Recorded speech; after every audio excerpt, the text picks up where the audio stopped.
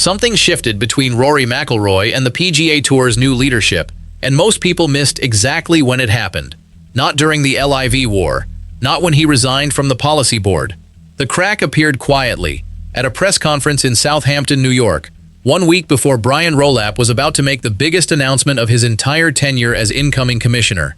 Rory walked to a microphone and said 6 words that traveled from Shinnecock Hills straight to PGA Tour headquarters faster than any official statement ever could. 6 words that forced the man about to become the most powerful figure in professional golf to pick up the phone and call Rory privately before he said a single thing to the rest of the world.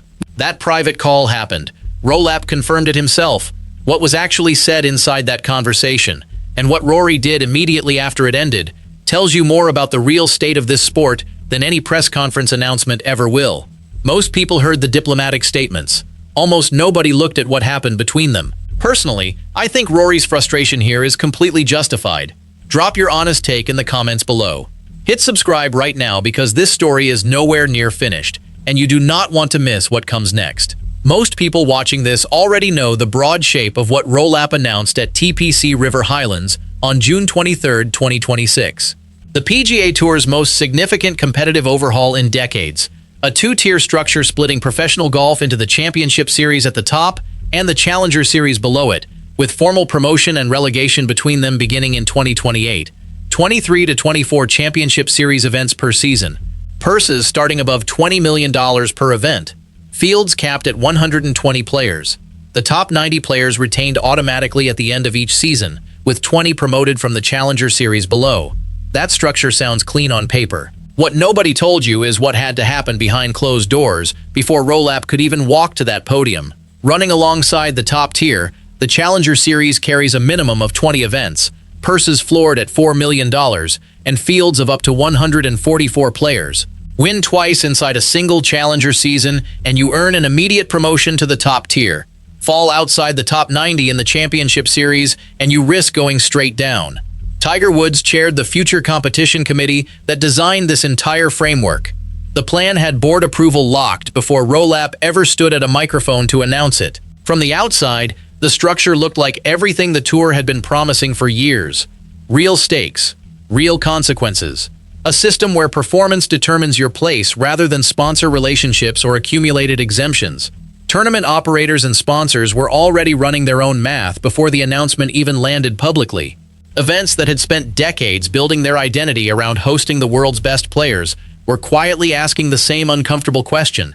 What happens to the drawing power and long-term identity of our tournament if the top players no longer need to show up because their tier plays somewhere else that same week? That question had no clean answer.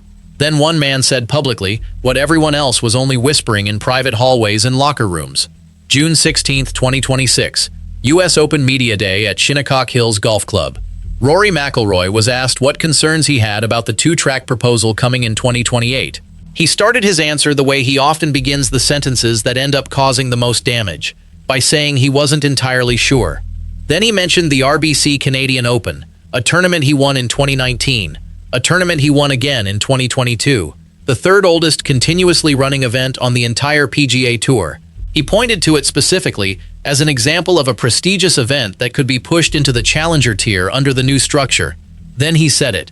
Track 2 is a glorified Corn Ferry event. That's what Track 2 is going to be. 6 words.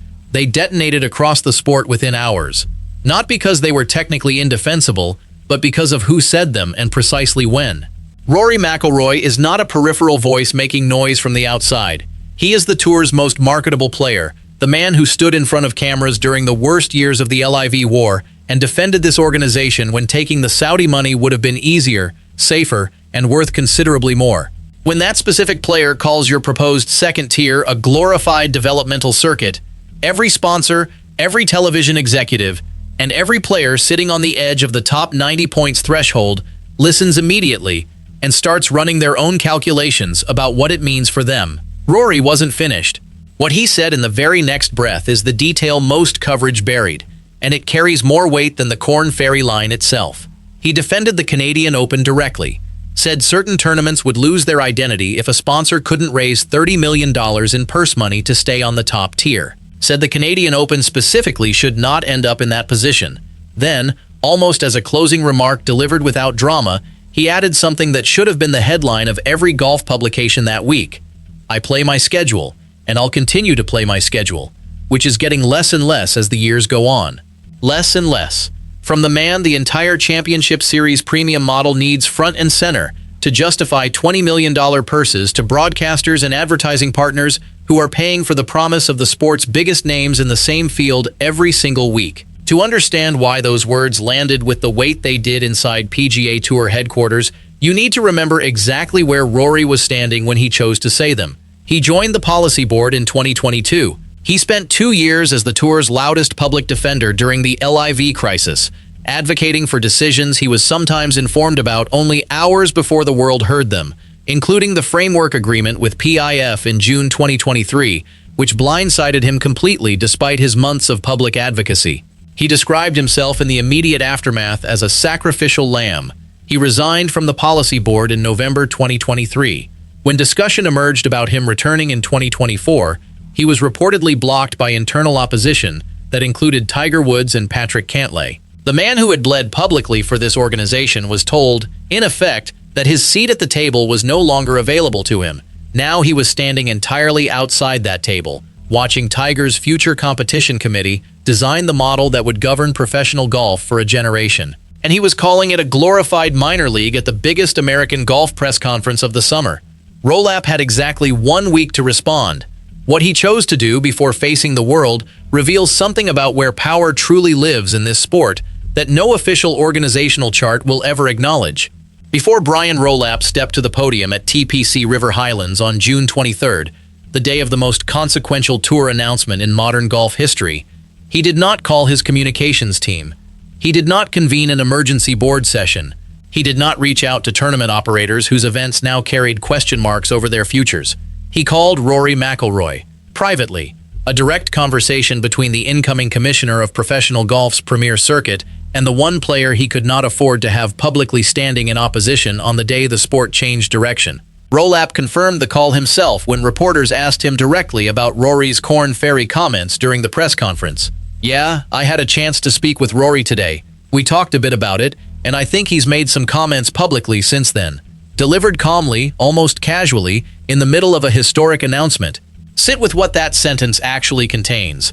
The most powerful administrative figure in professional golf felt it necessary to privately manage his most important player before going public with the defining moment of his leadership tenure. Not after the announcement, before it. Rory holds no board seat. He sits on no active committee. He carries no formal vote in how this tour is governed or structured. Yet the incoming commissioner made that call first, before anything else. That single sequence of events tells you more about where real leverage lives in professional golf than any governance document ever written. Rolapp came out publicly with a structured, confident counterargument. There was just one significant problem with it. At the press conference, Rolapp pushed back firmly on the Corn Ferry comparison.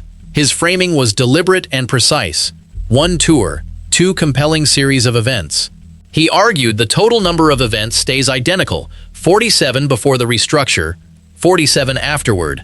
The same 230 players served under the old model, the same 230 served under the new one. The Challenger Series, in his telling, is not a developmental feeder circuit. It operates at distinguished venues with established histories. It provides a genuine promotion pathway. It is, according to Rolapp, differently positioned rather than lesser. The argument is coherent. The problem is it answers a question Rory never actually asked. Rolapp spoke about numbers and organizational structure. Rory was speaking about something numbers cannot address, which is gravity and identity. The RBC Canadian Open, running as a 144-player challenger draw, is not the same tournament Rory McIlroy has won twice. The name on the trophy stays identical. The banner above the first tee carries the same sponsor. The moment the top players in the world are competing in a championship series event elsewhere that same week, the tournament becomes a fundamentally different thing. No restructuring language changes what an absent field communicates about an event's actual standing in the sport. Rory heard every word of Rolapp's counter. His response was not another public fight. It was something much quieter and far more significant. Rory McIlroy issued a public statement following the announcement. Measured, brief, carefully constructed. Today's announcement is a positive step for professional golf. He said he was encouraged to see the tour reaffirming meritocracy. He praised the collaboration between the PGA Tour and the DP World Tour. He expressed genuine support for elevating historic international tournaments and national opens. He said he was excited about the future of the sport. Skipping the Travelers Championship entirely that same week delivered a different message entirely. The same event where Rolapp made his historic announcement to the world. The same week Tiger Woods made his first public appearance since his DUI arrest. The same week the sport's entire leadership gathered in Connecticut to mark what they were positioning as a new era for professional golf. Rory was not in the building. No injury forced the decision. No scheduling conflict created the absence. He simply chose to be elsewhere, and that choice communicated with a directness that no carefully worded statement could soften or reframe. 3 years of consistent patterns suddenly align when you hold this moment against everything that came before it. And what those patterns reveal about Rory's actual relationship with this tour right now will reframe how you watch everything that comes next. In 2025, Rory competed in 12 PGA Tour events and 6 DP World Tour events. Outside those appearances, he moved toward opportunities the American Tour calendar does not include. Playing in India for the first time, returning to the Australian Open, building an investment portfolio that demands serious attention, spending time with his family in ways that a full PGA Tour season never permitted. Golf Digest named what has been accumulating across 3 years with a single direct phrase: the growing chasm between McIlroy and the Tour. Chasm is precisely the right word, because this fracture did not begin with the Corn Ferry comment, and it did not begin with skipping the Travelers. It began in June 2023, when Rory was blindsided by the PIF framework agreement after spending 2 years as the Tour's most prominent and vocal public shield. It deepened when he resigned from the policy board, feeling like collateral damage in a conflict he had fought harder than anyone else in the sport. It widened further when he was reportedly blocked from returning to that same board by the very figures now designing the system he publicly criticized at Shinnecock Hills. Every step of that 3-year journey points consistently in the same direction. A man who gave this organization everything it asked of him and received, in return, a repeated pattern of being managed from the outside rather than genuinely trusted from within. The private call from Rolapp on June 23rd was not a resolution to any of that. It was confirmation that the problem exists at a depth requiring active management before the cameras turned on. 2 men who genuinely need each other, operating inside a professional relationship no longer grounded in the mutual trust that once made Rory's public advocacy so commercially and institutionally valuable to the Tour during its most threatened period. What that eroded trust means for the actual product Rolapp is trying to build toward 2028 is the question nobody inside PGA Tour headquarters wants to answer out loud. A $20 million championship series purse commands that price because the sport's most recognizable names are in the field consistently. Premium pricing requires premium presence. The names that move television ratings, attract advertising partners, and give broadcasters the justification they need when they defend the cost of their golf rights deals to the people holding the budget. Rory McIlroy appearing at 12 tour events per year, with a schedule he himself describes as trending downward, is not the sustained front-of-field presence a premium product needs to maintain its pricing structure across a full season. He becomes an occasion rather than a constant. A headline that surfaces several times across a year rather than an anchor the entire commercial model can be built around. Rolapp constructed a framework. Frameworks require consistent participation from the players who give them meaning. The players who make participation commercially meaningful have full agency over their own schedules, and Rory has demonstrated clearly and repeatedly that he will exercise that agency on his own terms. No title change, no committee restructure, no formal governance adjustment alters that reality. His leverage is not institutional, it is commercial and reputational. This sport needs his name attached to its biggest events at a frequency that currently does not match his stated intentions. What the meeting between these 2 men ultimately revealed is not that tensions reached a breaking point and then resolved. It revealed that the incoming commissioner of the PGA Tour understood one thing clearly before he faced a single camera on the most important day of his leadership so far. The most important conversation he needed to have was not with a board member, not with a title sponsor, not with a broadcast partner. It was with one player who holds no formal seat at any table, but whose presence or absence defines the commercial reality of everything the Tour is attempting to build. Rolapp holds the commissioner's title from January 1st, 2027. Rory holds the audience. In professional golf right now, those two assets do not occupy the same room comfortably, and one private phone call before a press conference does not close the distance between them. Rory's concern about the challenger tier is either the most important warning the tour will receive this decade, or one man's accumulated frustration shaping his judgment on a genuinely strong plan. Tell me which side you're on below. Subscribe so you're here when the next chapter of this develops, because Rolapp and Rory are not done with each other. Two men, one historic restructure, one private call that had to happen before any of it could go public. The fault line between them is real, documented, and entirely unresolved. Whatever comes next, in committee rooms, at future press conferences, or through the quiet signal of which events Rory enters and which ones he skips without public explanation, the gap between the commissioner's vision and his most important player's willingness to fully support it remains the defining tension inside professional golf right now. Not the remaining Live negotiations, not the specific mechanics of promotion and relegation, not the match play postseason format debates. This gap. Two people who need each other, separated by 3 years of accumulated distance and institutional disappointment, trying to build something that genuinely requires both of them to be fully invested in the same direction. One of them clearly is. The other made his position plain, in 6 words at Shinnecock Hills, and one very deliberate absence in Connecticut.